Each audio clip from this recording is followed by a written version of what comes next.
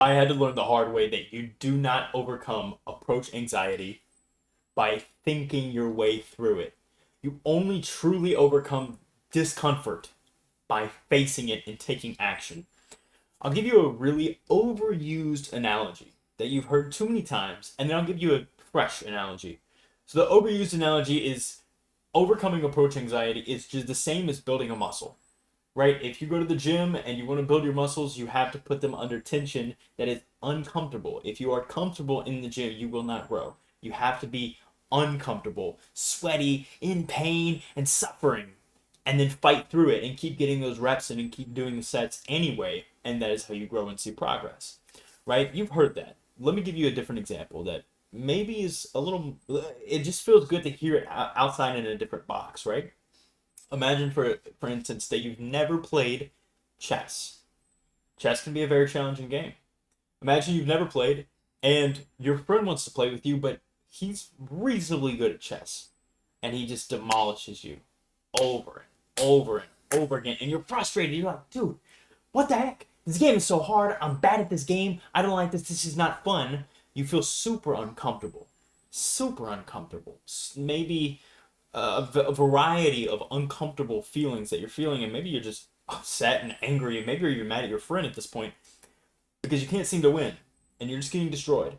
But here's the thing: the only way for you to improve, as you already know, is to stay in that discomfort. If you were playing someone you would destroy, you're not going to get any better at the game. You have to play someone that is better than you, or on your level, or just slightly better than you.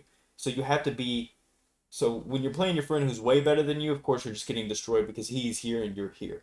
But if you could find someone that's much closer, where the gap is smaller, they're still better than you, but they're not too much better than you, and you keep playing them, over time you're going to be able to pass them up and then get a little bit closer to that friend who's better than you. And the comfort will grow as well, and you'll start to enjoy the game. This is how most people get sucked into games like chess or other video games. I'm a gamer. I'm not going to show you right now, but I have a huge PC right here.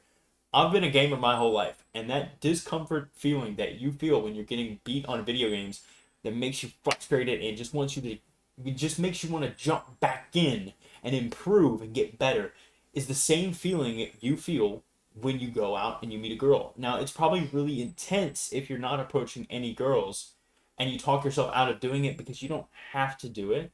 And there's maybe no clear enjoyment of it except for if you are able to go on a date, which that date may be so anxiety inducing that even that doesn't feel rewarding. It's only rewarding if she's like my girlfriend or my wife, or I get to kiss her or sleep with her. If I get some kind of reward, right? Everything before that feels uncomfortable. It feels like eating broccoli when you're a kid. But what I learned, and what you need to learn, is that eating that broccoli is what is actually going to give you the confidence to enjoy the process, to be able to improve. I can tell you now from personal experience that when you're first approaching, yes, it is super scary. Yes, it is super uncomfortable. Yes, it sucks. It's not fun, right? But when you start to get more confident with it and you start to see it as this smaller thing, it's not this giant boss battle, but it's this small enemy you got to fight each day. It's fun, right? Like, even if we use the same video game analogy, if you're like playing God of War, if you've ever played the newer God of War games, they are super hard. And if you play them on the hardest difficulty, at first it's so hard that you're like, dude, this is impossible. And then you start to, or Elden Ring, that's a good example. And then you start to get comfortable and you start to you get a little stronger and you start to beat the little guys. And then when a bunch of little guys come, it's fun to beat them up. It's only then hard again when there's a boss or there's some new challenging enemy. And approaching is the same way. When you start to see sixes and sevens as fun, and this is just fun. I may not date this woman, I may not marry this woman, but I'm gonna interact with her and it's gonna be fun. I'm gonna approach her, I'm gonna tell her she's cute, I'm gonna flirt with her and tease her a little bit, and I'm gonna have fun with it. It does become fun as you have learned to kind of gamify. And I've used a lot of game analogies now, and I use them in other videos. And it's because it is a game. It is just like a game. And when you start to see it this way, instead of having it as this, oh my gosh, fearful thing, it becomes this fun game that you get to improve at. You actually get to treat it like a game. You actually get to improve and get closer and closer to your ultimate goal of meeting the girl that you really want to be with. And then the reward of that is this the reward we were talking about earlier, where everything was uncomfortable except the reward. But we can all understand, whether we have experienced it ourselves or we've seen other people experience it, that the reward of having a girlfriend that you're really deeply connected to and in love with is so worth whatever pain you have to go through to get it. Soulmates are so worth it. And if you don't believe me, anybody. Ask anybody. Unless they have freshly divorced, cheated on, or broken up with, they will tell you that love is the best thing ever. But you're not going to get it. I mean, this idea that lightning is going to strike and you're going to meet the perfect woman at work randomly, or that your friend is going to call you and say, I got to set you up on this date with this girl named Sarah. She's perfect for you. And that is true. You guys are actually perfect. You actually connect. And the vibe is, and that is your real wife. And not just someone you marry, because 50% of marriages end in divorce anyway. So not just someone you marry, but your actual soulmate that you stick with for forever. Let me take it beyond stick with. That you don't just stick with, but that you're deeply in love with forever. Those odds are super low. And I understand that it happens. I understand that I have friends that have been through the same experience. But for the vast majority of us, it's not going to happen. Just willy-nilly one day. We have to go out and meet girls. We have to eat the broccoli.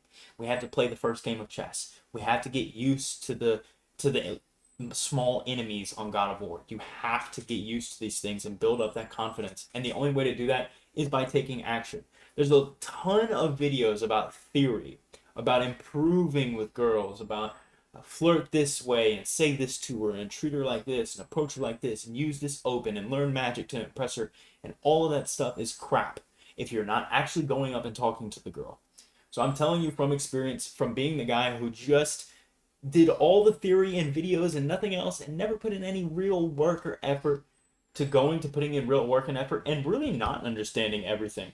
I mean, I understand a lot, but I can't say I understand everything about meeting women, because it's an endless ocean of information. There still will be more to learn, but I don't need to know everything to meet my perfect girlfriend. I don't have to be perfect man to meet the girl that I really want to be with. Now, I know I said perfect girlfriend. There's no perfection. Like, I don't need to be the perfect man. She doesn't need to be the perfect woman. But to meet the girl of my dreams, I don't have to be perfect. I don't have to be the most amazing pickup artist or guy with girls, or the most confident or the most handsome or the tallest or whatever. I don't have to be any of those things. I just have to speak to women and be comfortable and confident enough and authentic in myself enough to actually have a real connection with that woman, so she can get to know me and decide if she likes me. If she's my true dream girl, she will, and we'll have our relationship. And if you want some help overcoming approach anxiety and getting to this place where you can actually have fun with this and meet women and continue to improve while you find your dream girl, because again, she's not just gonna spontaneously appear. You have to go out places and meet probably hundreds of women, maybe, to find the girl that you actually like and actually likes you too, and you guys are going to connect and build a long-term relationship. And so if you're not approaching anyone even once a week, the odds of you finding her are super, super, super low. So if you want some help with this, you can click the link at the bottom of this video, in the description of this video, and schedule a call to work with me one-on-one. And we can talk about your situation, and I can show you how I can help you overcome your struggles and your approach anxiety. Anyway, guys, that's all for this video. I'll see you in the next one. Peace.